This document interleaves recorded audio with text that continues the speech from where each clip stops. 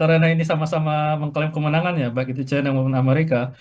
Pada akhirnya menang di sini tidak menang secara ekonomi, tapi menang secara politik di hadapan publiknya masing-masing seperti itu ya. Dan keduanya saya rasa ya bisa saja mengklaim kemenangan antara antara satu sama lain. Karena pada akhirnya perang perang dagang ini, perang tarif ini tidak ada pemenangnya ya. Secara kalau kita lihat secara ilmu ekonomi, sama-sama merugikan. Itu pula yang disebutkan tadi kan oleh Presiden Xi Jinping bahwa tidak ada pemenang dalam perang tarif.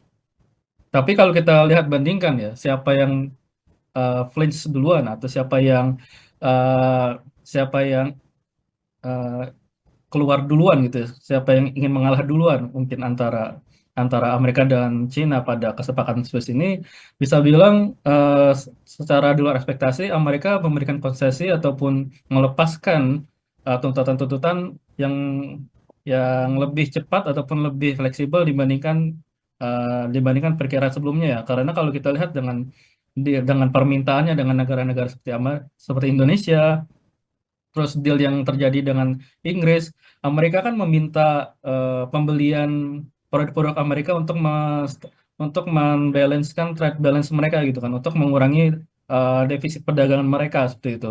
Tapi di kesepakatan ini tidak terjadi di dalam deal yang di Swiss ini. Karena kalau kita lihat di perang dagang di 2018 lalu di Trump 1,0 tahun 2018 itu kan deal phase one-nya itu oleh Cina kan mereka bersepakat untuk membeli barang-barang dari Amerika ratusan miliar dolar sehingga bisa menyimbangkan defisitnya mereka. Dan itu pula yang diminta oleh Indonesia. Indonesia pun menuruti hal itu kan ya. Indonesia disebutkan akan membeli kedelai, akan membeli LNG, akan membeli minyak mentah dari Amerika supaya menstabilkan trade defisit Amerika, walaupun itu sebenarnya sangat merugikan trade balance Indonesia sebenarnya ya. Tapi itu tidak diminta oleh perdagangan oleh Cina ini.